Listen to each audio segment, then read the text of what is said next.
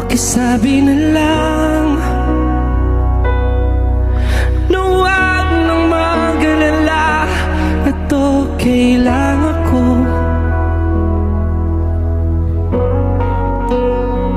Sabi nga ng iba, kung talagang mahal mo siya,